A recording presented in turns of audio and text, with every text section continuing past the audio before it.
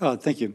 Mr. Pico, Louisiana is seeking to get primacy for Class 6 wells. I mean, this is like a year overdue. I think literally maybe 2 years overdue. It's just amazing. And we're told, the governor and I were on the phone with Mr. Regan not long ago, or I guess it was a long time ago, maybe 8 months, maybe 6 months, in which it was intimated we were about to receive. We still haven't received. What's the holdup?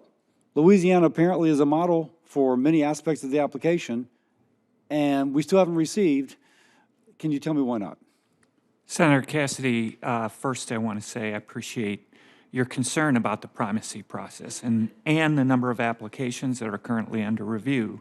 I share that concern, and we're working hard to provide that process. And we're following the rule process that we've articulated, which is we've public noticed the rule, and now we've got 66,000 comments, and we'll be responding to each and every comment. But you reopened the public. Do I recall that you reopened the public? I mean, you'd done it, you completed that, and then you reopened it? Excuse my frustration, but I mean, I get the intent, I get the impression you don't want to give us primacy. Sir, we are fully committed to this primacy pact. And why did you reopen? Louisiana. We reopened it because Louisiana submitted additional documentation to us regarding the application, and we wanted to make sure. That must be something that was solicited, because as far as the governor was concerned, we were about to announce that we were going to receive it, and boom, it's reopened.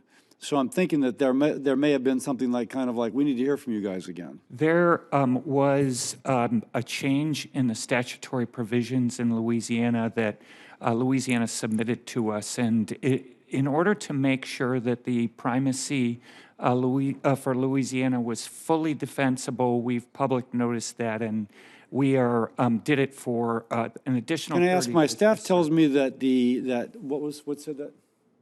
The filing said that no changes were needed because the application addressed the changes in the law. So I'm hearing that that I'm getting mixed messages here. I'm getting a sense that I'm hearing an excuse as opposed to that which was actually offered. And I don't mean to be kind of like obnoxious about it, but how long does it take EPA, if you don't have, the state doesn't have primacy, how long does it take the EPA to permit on average a Class 6 well?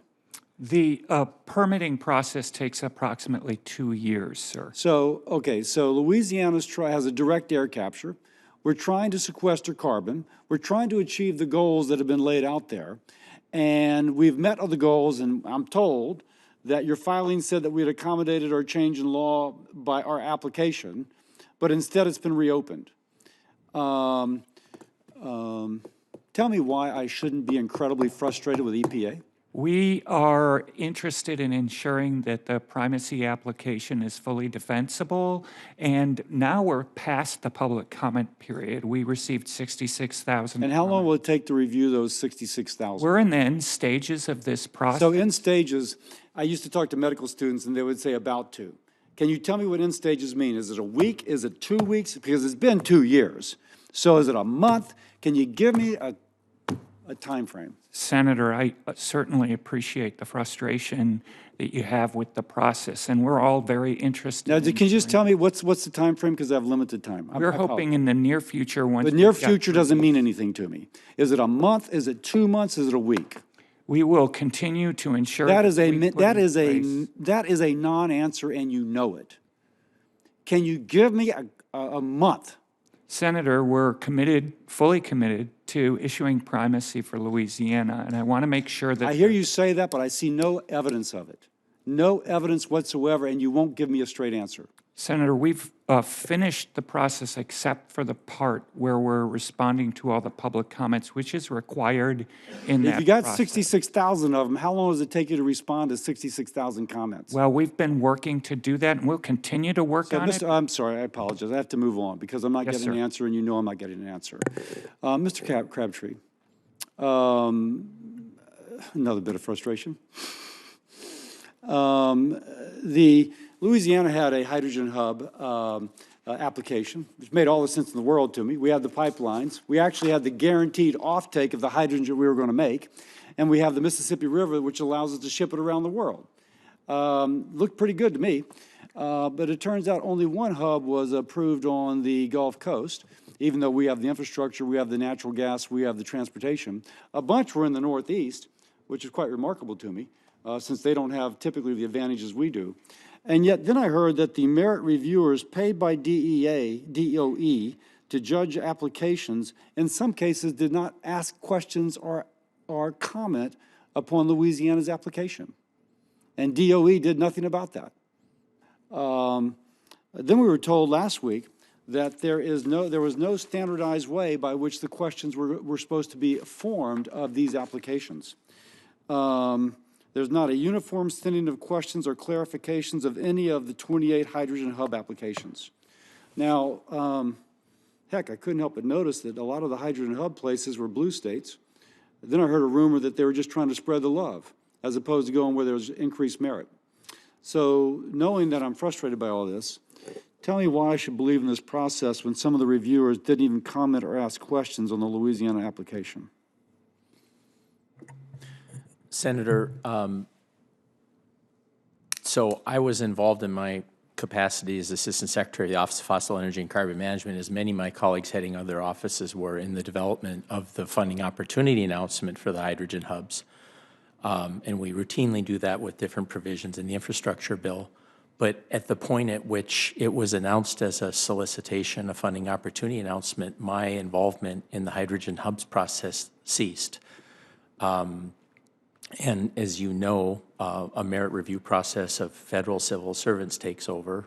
And even in those funding opportunity announcements that are the province of FECM, the office I oversee, once the FOA is released, I am not personally involved as a political appointee. I'm not trying to dodge your question. I actually watched the hearing. I understand your concerns and all the arguments you laid out. It's and my understanding is that there's a process in place to follow up with the office that's responsible for. So far, we've not heard from them. Okay, well, I can take that back, that concern, but my understanding is that you would have the opportunity to address your concerns. The one thing I would like to address, just as someone who is deeply committed to the bipartisan implementation of the bipartisan infrastructure law, we make every possible effort we can to implement these provisions equitably, fairly. And I recognize your support and other members from both political parties for that legislation and how profoundly important it is that all regions of the country benefit. And I think if you look across the implementation of the infrastructure provisions, states like my own of North Dakota, yours, and others who they're deeply red states are very competitive in receiving significant funding and in other areas. I accept that, but the goal of it was not necessarily to give some to California because California has not received enough. It was to go where you're going to achieve the goals of the legislation, which is to remove carbon from the atmosphere or otherwise create more or lower carbon intensity products. That was actually the goal. And so it should be upon merit, not upon let's make sure everybody gets a little piece of the pie. But whenever the federal government does that, we lose effectiveness. So I'm way over time, and I got to go vote. But so, Senator Cassidy, I wasn't speaking to the hydrogen provision. I was speaking more generally to our commitment to bipartisan implementation. Thank you.